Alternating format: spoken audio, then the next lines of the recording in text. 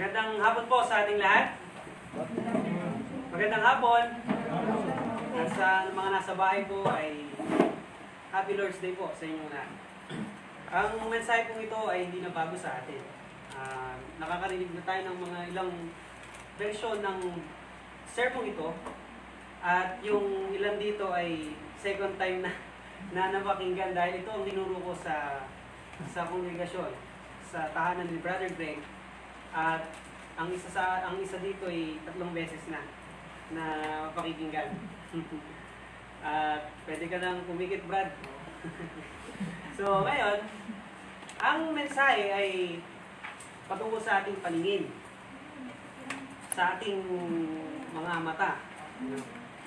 At alam natin, mga kapatid, na isa sa mga pamamaraan ng pagkatuto ng isang tao ay yung kanyang, hindi lang yung kanyang tenga, hindi lang yung kanyang bibig na mag-alam ng lasa, kundi when it comes to knowledge ay information, napakahalaga po ng ating paningin.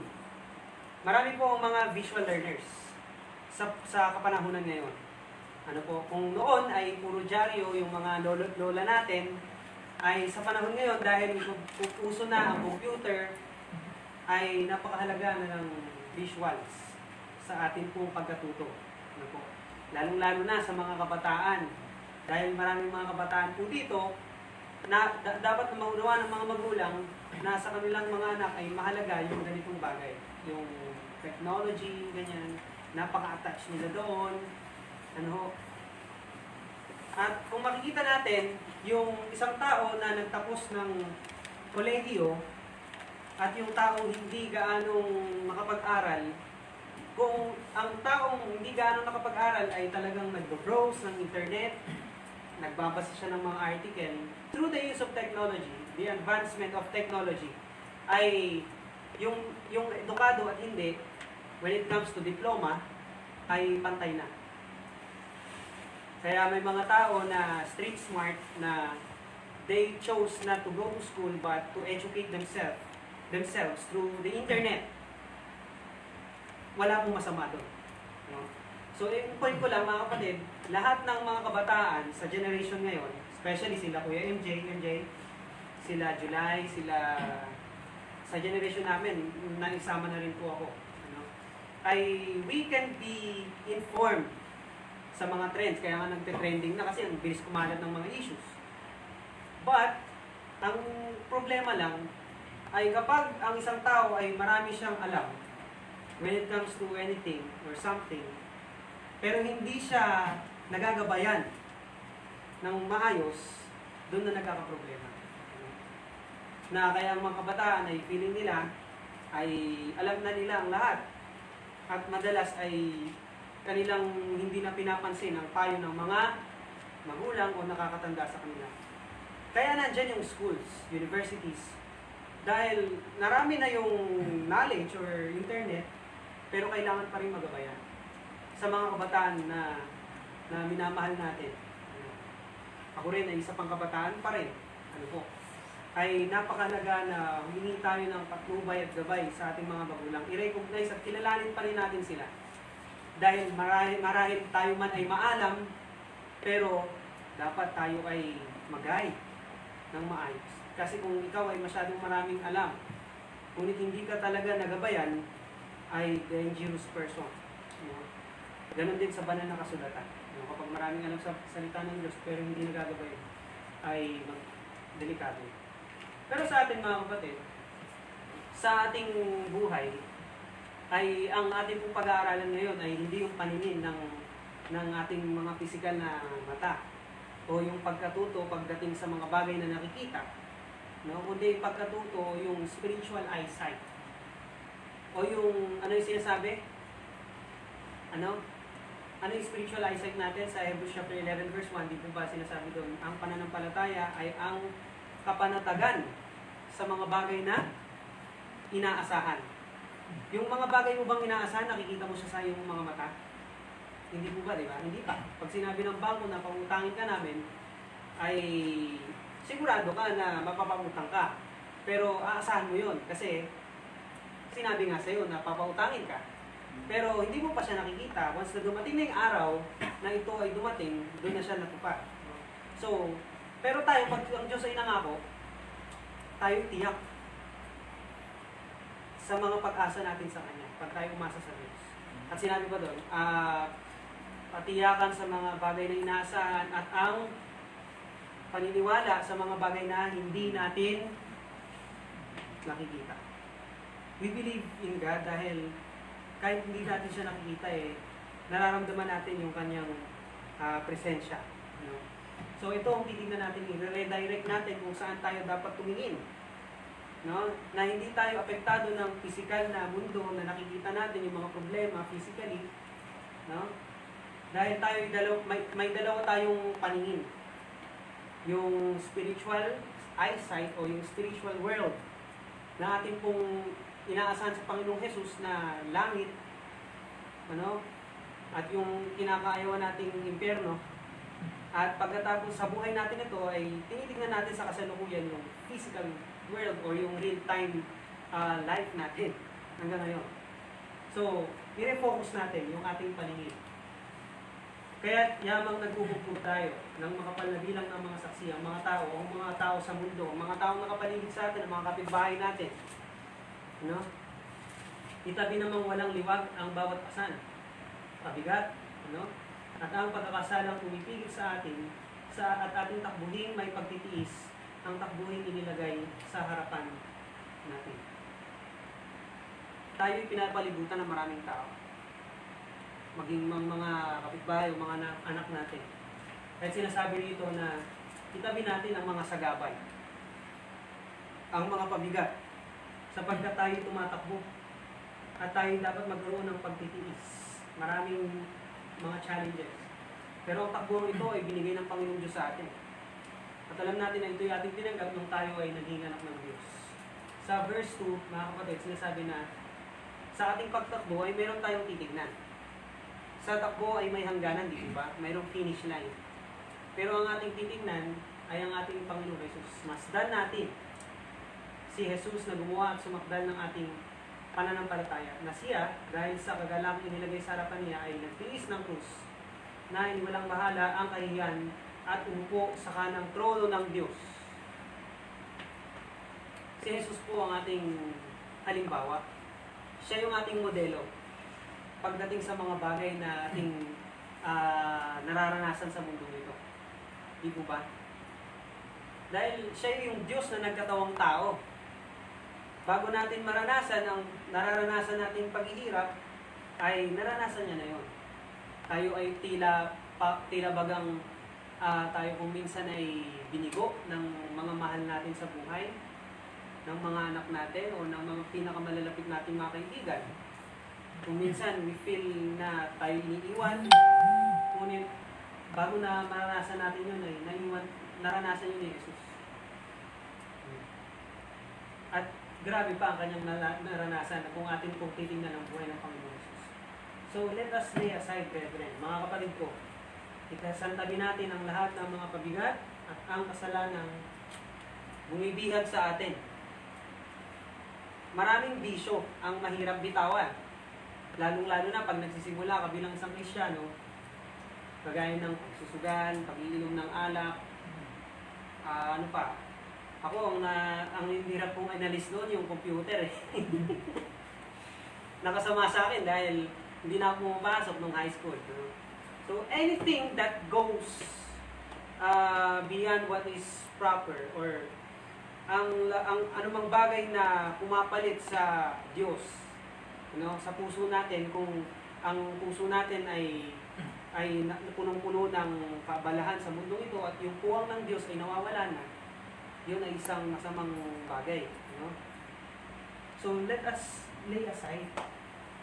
Kung ano man ang pabigat na sa tingin mo ay pumipigil sa iyo para magawa ang isang bagay na dapat mong gawin, lay aside. Dahil ikaw rin ang gagawa nito. Ang kasalanan, na napakadaling bumihag sa atin at takbuhin natin. Kapag may pabigat, ang hirap tumakbo. Hindi po ba? Kaya dapat tayo maging spiritually fit sa spiritual race.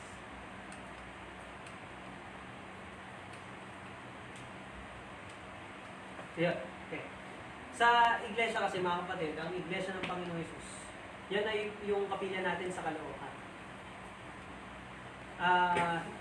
Among all religions around the world, sa lahat ng mga relihiyon sa buong mundo, ang iglesia ng Panginoong Hesus lamang yung itinatag at nagsimula sa pamamagitan ng paglilingkod. Hindi ito nagsimula sa pamamagitan ng isang taong naghahangad ng pagkakilala or authority. No, hindi tayo kumikilala na mayroon tayong isang punong ministro. Hindi tayo kumikilala na isang tao na pag narinig ang ganitong relihiyon, ang maalala mong pangalan, Martinez, Vincent Paul. Hindi. Dahil ako po ay isang mangangaral, dapat po ninyong malaman, wala po akong ikinaiba sa inyo na nakaupo ngayon. Dahil ang aking pamamaraang magsilbi sa Panginoong Diyos o manambahan ngayon sa worship na to ay tumayo dito at mangaral at kayo ay makinig. Pero walang distinction in between you and me. Dahil tayong lahat ay nagsisilbi sa Panginoong Diyos. Nagsisilbi lang tayo. At ang nagtatag ng ating pananampalataya at ang nagpasakdal nito ay ginawa niya to sa pamamagitan ng pagsisilbi niya. Kaya tayo mga kapatid ay dapat ding manilbihan sa isa't isa. Huwag tayong magpasilbi kundi tayo ang manilbihan. Dahil yan yung prinsipyong tinuro ng Panginoong Hesus eh. Lalong-lalo na sa mga nangunguna sa iglesia, sa mga apostol, yan yung unang prinsipyo na tinuro niya eh. Maglingkod kayo. Ano? Nung ang Panginoong Hesus ay nagsabi na sa mga apostol na dahil malapit na siyang mawala. Malapit na siyang, alam niya yung eksenang siya'y ibebetray, at iiwan siya ng mga apostol. Alam niya, sinabi niya, darating ang panahon na hindi niyo na ako madalas makakasama, hahanapin niyo ako pero hindi niyo ako makikita. Yun yung tinutukoy na doon, yung pagkamatay ni Jesus ng 3 araw. So ngayon, ang mga apostol, si Pedro, lalo na, image lang yan illustration lang, hindi sila yan. Pero just to imagination, hindi kayo okay. So, ang Panginoong Hesus ay naghugas ng mga paa ng mga apostol. At sa panahon noon, ang paghugas ng paa ay ginagawa ng mga alipin, ng walang, kumbaga sa panahon natin, ay yung pinaka mababa. Pero wala nang ganun eh. Anyway, sa kultura nila ay ginagawa yan ng mga alipin. Binuin nyo sa panahon noon, marurumi yung paa ng mga apostol dahil wala pang pavement noon. Wala pang build program. Dahil yan ay puro dust. At ang hugasan mong paa nila, sobrang dumi. Pero ang Panginoong Hesus mismo naghuhugas ng paa. Kung ang Panginoong Diyos natin, ang may-ari ng iglesyang ito, ang ginawa niya yan, at ganoon din ang ating gawin. Dahil hindi naiintindihan ni Pedro yun eh. Kaya nung sinabi ni Jesus na hugasan kung paano yung lahat, sabi ni Pedro, hindi po Panginoong Diyos. Dahil hindi po maaari. Kasi kilala niya ang Panginoong Jesus na kinikilala niya ang Diyos eh. At yung hari nila, ang hari ng mga Hudyo. Pero ang sabi ni Jesus, kung hindi ko ito gagawin sa iyo, kung hindi ko hugasan ng iyong paa, kung hindi ka mapagsisilbihan, ay hindi ka karapat-dapat sa aking kaharian. So, narinig ni Pedro yon at sinabi niya, sige, hugasan mo rin ang aking braso, hugasan mo na rin ang aking ulo, paliguan mo na. Kasi gusto niya, iba yung kanyang pagkaunawa pagdating sa buhay bilang isang tagasunod ni Jesus. Ganun din naman si Santiago at si Juan na gusto nilang, pero ang paglilingkod sa Panginoong Diyos ay yung kaya nga sinabi niya na for the Son of Man came not to be ministered unto, but to minister. Pag sinabi ministro, servant. Servant na naglilingkod. And to give His life as a ransom of many. Mark chapter 10 verse 45. So, bilang isang panibagong dagdag sa gawain, tingnan niyo po ako bilang isang lingkod. So, looking to Jesus, kung minsan, maraming distractions na maaaring ma-encounter sa buhay natin. maging abala tayo sa bagay na ganito, maging abala tayo sa bagay na ganito. You know? Pero, ang nais ng Diyos ay tumingin tayo sa Panginoong Jesus na nag-iwan ng mga halimbawa para ating tignan. Unang-una, siyasatin natin kung paano naglingkod ng Panginoong Jesus. Yung buhay kasi natin bilang mga Kristiyano, kung tayo ay nilubog sa tubig at umakaw, yan ay panawagan ng Diyos na maglingkod din tayo. Dahil ang Diyos natin ay naglingkod din. No? Hindi yung puro na lang, puro pakinabang na lang ang gusto natin. Dahil ang iglesia ay maawain, dahil ang iglesia ay may programang tumulong sa iba, gano'n na lang. No? Pero sa atin, as much as possible, we serve. No? Pero sana tayo rin ay layunin natin sa puso natin, sa mga kapatid natin dito sa Dumalanda, na balang araw, makapagsisilbi din ako sa mga kapatid. Yun yung maging goal natin sana. Dahil yung starting point natin ay sa araw ng tayo ay nabautismuhan. Kung sino po ang nagnanais na maging tanyag or, hindi tanyag na maging whoever and whosoever of you will be the chiefest or the greatest shall be the servant of all. Bata man, kabataan, or nakakatanda, maglingkod tayo. Maglingkod tayo sa Panginoong Diyos. Ano po? Sa halimbawa na sinabi ng Panginoong Jesus nung siya'y nakapako sa krus, ay yan yung paglilingkod niya na inalay niya yung buhay niya. Sana kayo din po. At alam po, ang ilan na sa atin ay inaalay na natin ang buhay natin, panahon natin, kayamanan natin, kalusugan natin sa Panginoong Diyos. At hiling po at panalangin natin sa mga kabataan ay sana ganun din ang maging layunin natin sa mga kababaihan din. Ako po ay isang kabataang nangangaral. At ilang buwan na, ilang taon na, 17, 18, 19, 20, 24. So, ako ay nandito sa Pangasinan ng 7 years, 8 years. Pero bumabalik naman ako sa Maynila. Pero ito yung gawain, pero maayos naman ako.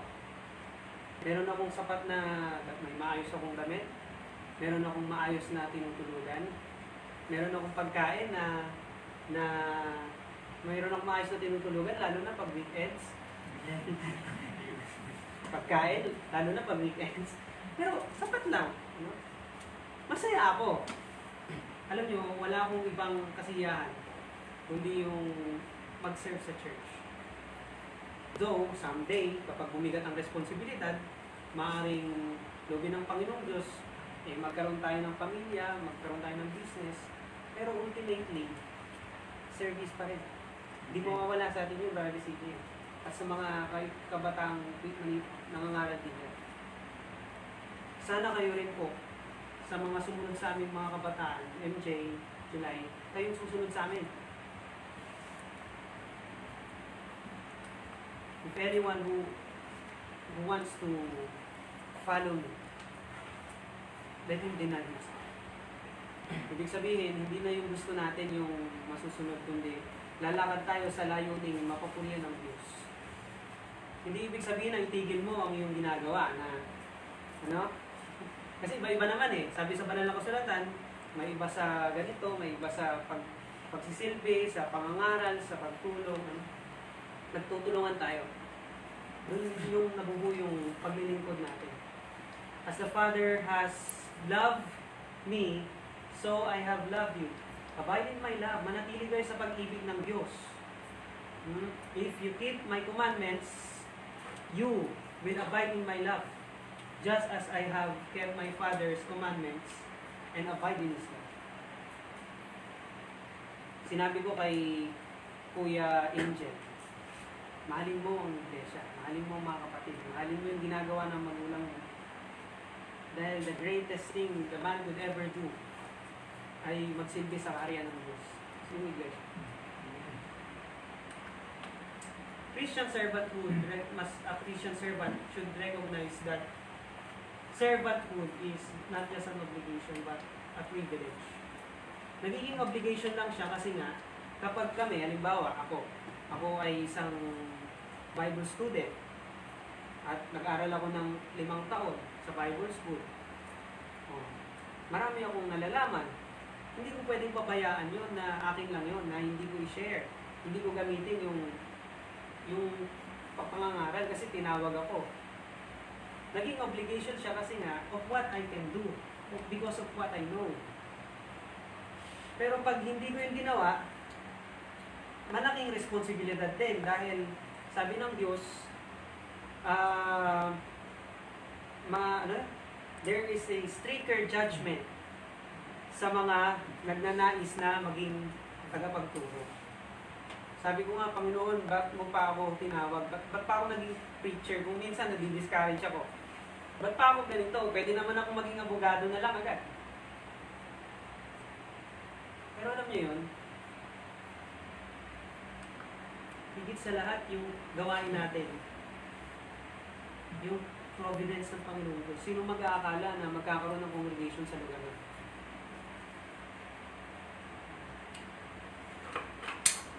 Sino po ang mag-aakala? Dahil Diyos po yung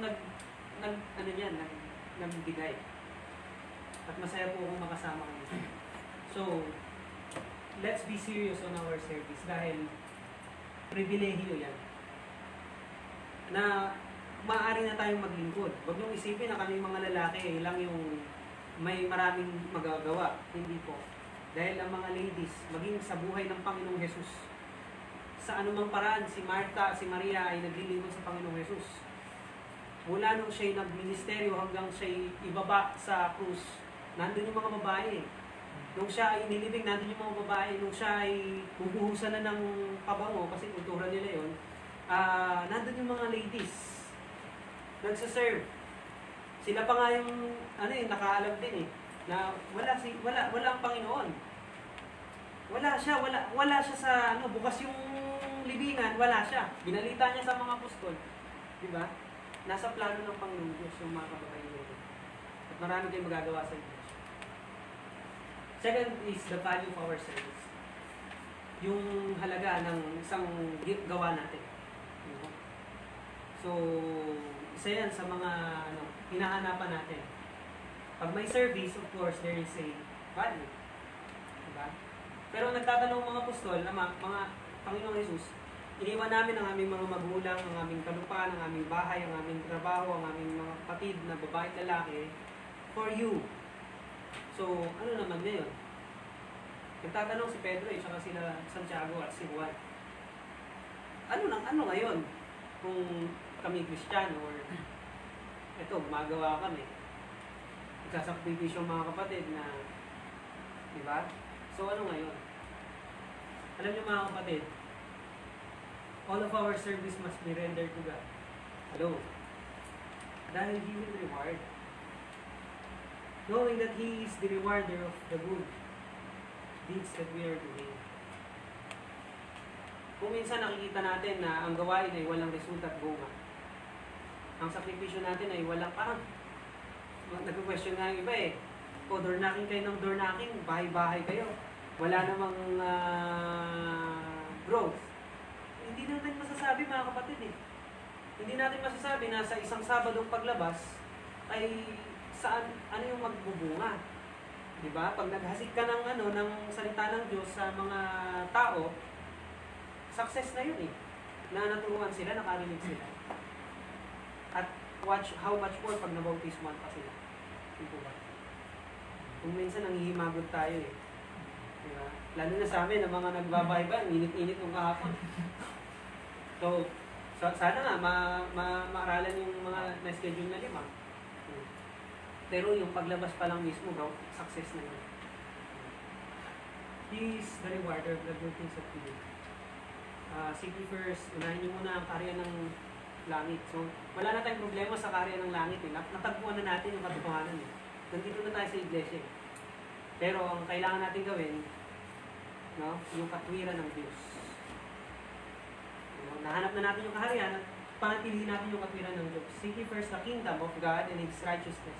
At lahat ng mga bagay na kailanganin natin, resources, ay babalik sa atin. None of our service may equate the service rendered by our Lord. Kahit pa na anong sakripisyo yan, ay walang papantay sa ginawa niya. Para sa iyo. At sa akin. So, yan yung akto, eksenang nakaka-confuse sa buhay ng mga apostol. Sa buhay ng mga apostol na 3 taon niyang kasama.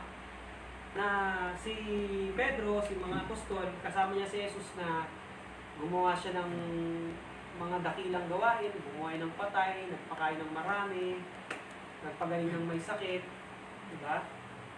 Pero yung hari na kanilang kinikilala, nakapako naman sa krus. So, doon na sila nawala ng pag-asa. Parang, ano to, ba't hindi siya lumalaban? Kaya nga si Pedro, nung dinakip si Jesus, lumaban siya eh. Pero si Jesus, sinaway niya si Pedro eh. At pinagaling pa yung sundalong si Malchus. Binalik yung tenga. Kasi yung Panginoong Jesus, iba yung tinuturo niya. No? Iba yung tinuturo niya, hindi karahasan, kundi kapayapaan. At nung nangyari yun, nung nalito sila, nabuhayan lang sila ng loob nung si Jesus ay nasa karagatan ng Galilea at muli niyang kinita yung mga apostol at tinanap niya si Pedro agad. No? Asan si Pedro? Muli na siyang nabuhay nun ha. Nagulat yung mga nung mga apostol, sino nga ano. No? Tapos doon na sila muling nabuhayan na nabuhay ulit yung Panginoon Jesus. The world does not perceive. Yung paglilingkod na to na naghihirap at nagtitiis. Ano? Pag ikaw ay naglilingkod, nagtitiis ka kahit naghihirap ka. Sabi ni Jesus nung siya ay nasa Ardin, let this cup pass from me. Nalalangin siya sa Gethsemane kasi alam niya daranasin niyang paghihirap eh. Pero sabi ng Panginoong Diyos, ngunit kalooban mo pa rin amang masunod. Kahit na maghihirap ako, kalooban mo pa rin. Hanggang sa nilagutan siya ng hininga, tapos na, it is finished. Maraming maraming discouragement, lalo na sa mga nagsasakripisyo talaga.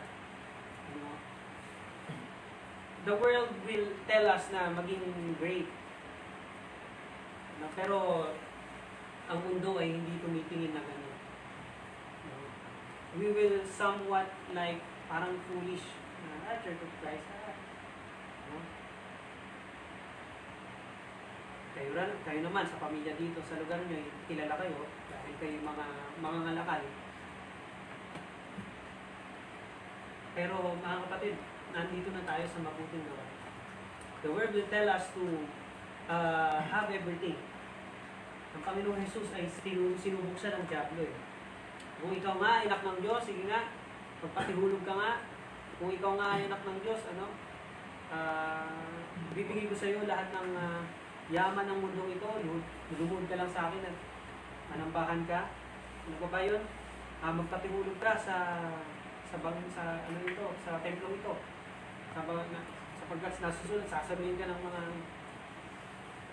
ginagamit ng Diyos yung paglilingkod na yung nakafocus ay sa ating sarili. Ngunit, mga kapatid, lagi nating tandaan, ang paglilingkod ay nakafocus sa ibang tao. Dahil ang pinakamasarap gawin, mga kapatid, ay gamitin ang buhay na ito na maglingkod eh. Tama po ba? Amen.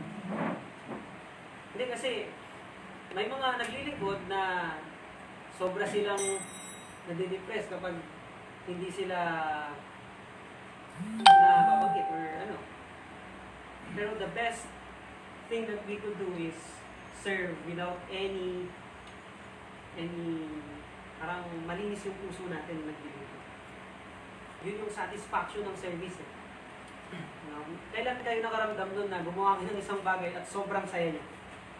Maliit lang na bagay pero sobrang saya. Yun po yung binalikan ko dito sa Pangasinan.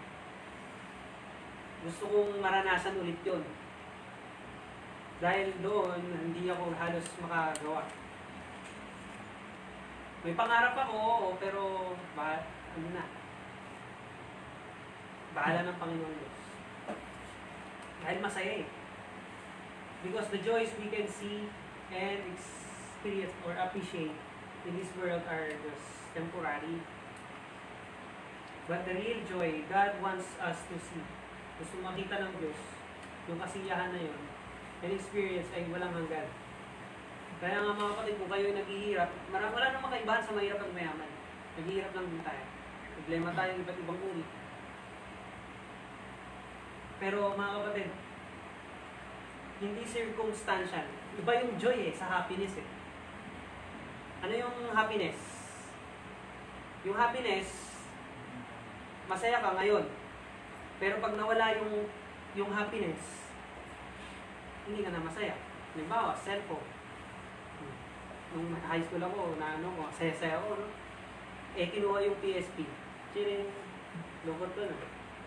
Pero yung joy, kahit pa na mawala yung mga nagpapa-happy sa'yo or nagpapasaya sa'yo, meron kang buong pa rin yung kasiyahan.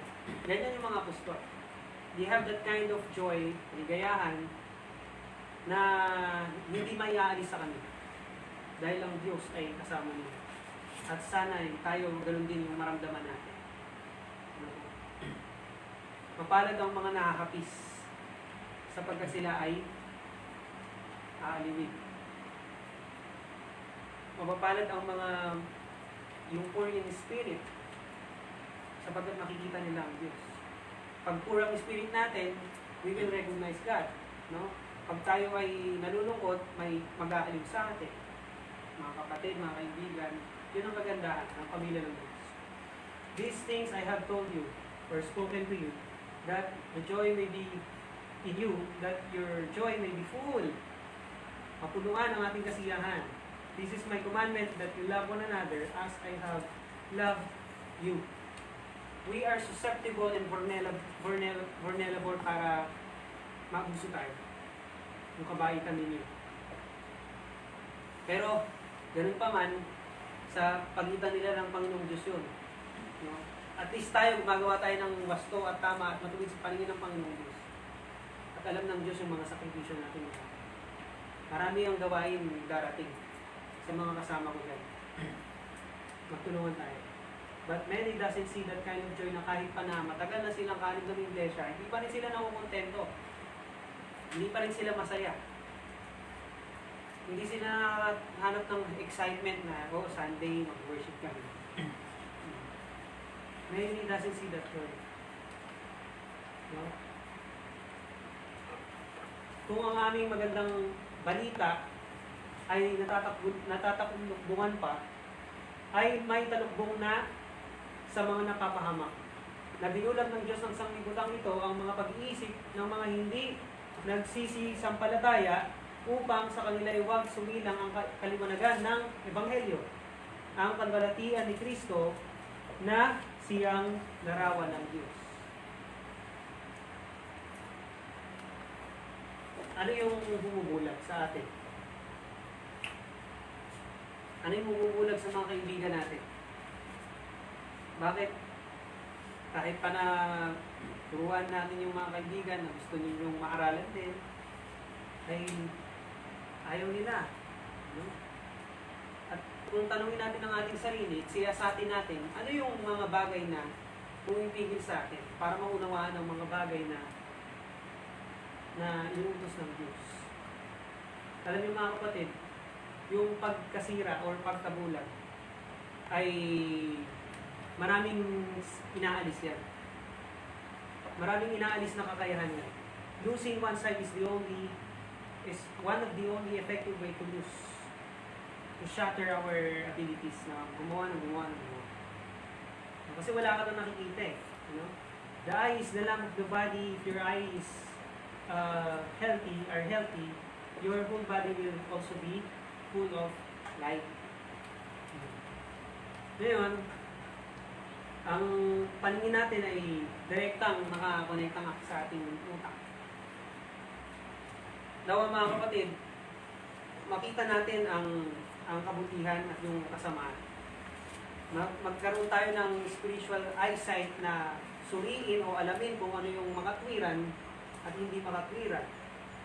Makita kung ano yung hindi dapat at yung karapat dapat.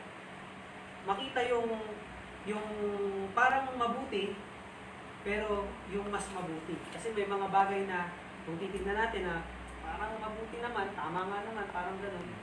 Pero meron pang mas mabuti. No? Yun yung karunungan na gustong maano ng Panginoong Diyos natin sa ating lahat. So, maalis yung spiritual sickness or spiritual blindness natin. No? Alam niyo po si Solomon or si Samson, kultura na yun noon eh. Nung sa Babylonian Empire, ang ginagawa nila sa mga rebelde, binubulag nila yung mga rebelde para hindi na sila makapagrebelde pa. Si Samson, by history, ay talagang it's a practice na sa mga slaves and sa mga nakakulong na bulagin sila. Kasi nga, si Samson ay malakas, siya yung ng Diyos, physically, pero isinigurado nila eh. Wala na nga siyang lakas eh, dahil wala na yung Panginoong Diyos sa kanya.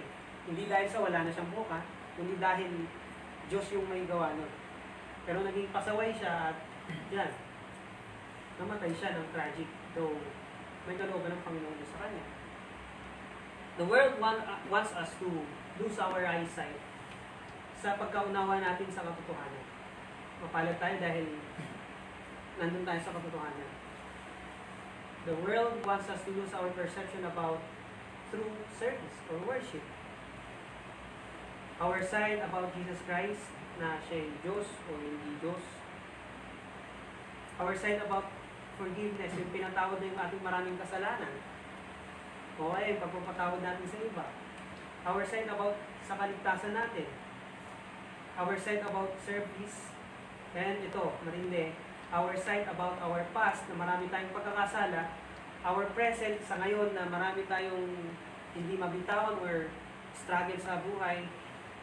No, kung minsan kalaban natin yung sarili nating emosyon. Magagalit eh, gano'n.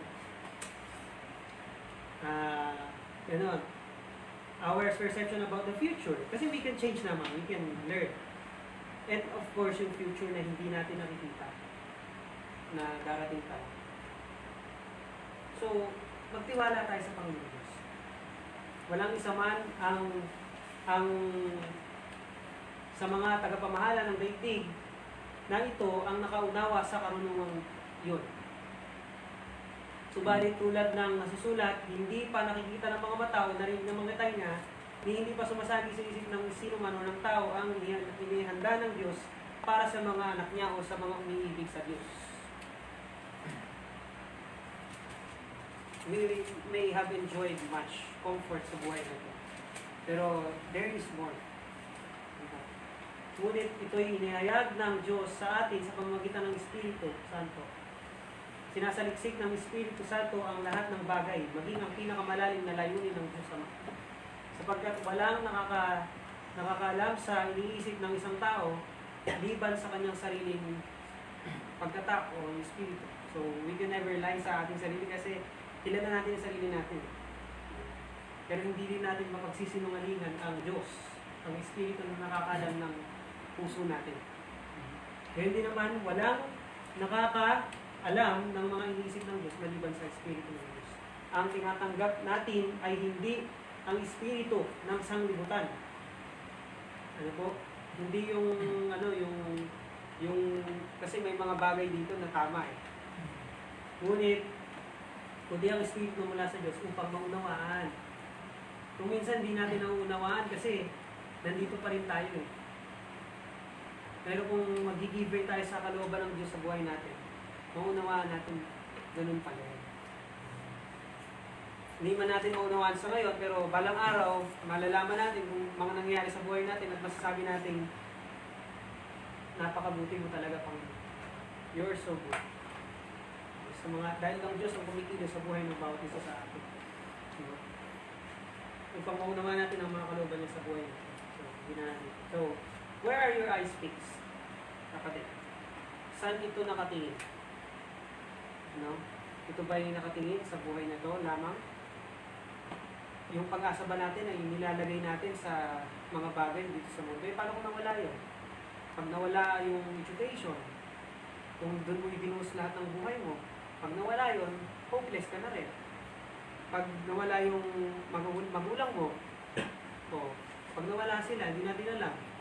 hopeless na ba tayo? Kasi nga, doon natin binigay. Sa trabaho, sa asawa. Pero kung inuuna natin ang Panginoong Diyos lalo, hindi kailanman mawawalan tayo ng pag-asa. Kasi ang Diyos ay Diyos. Siya ay siya. I am who I am, sabi niya. We can never describe how powerful our Lord is.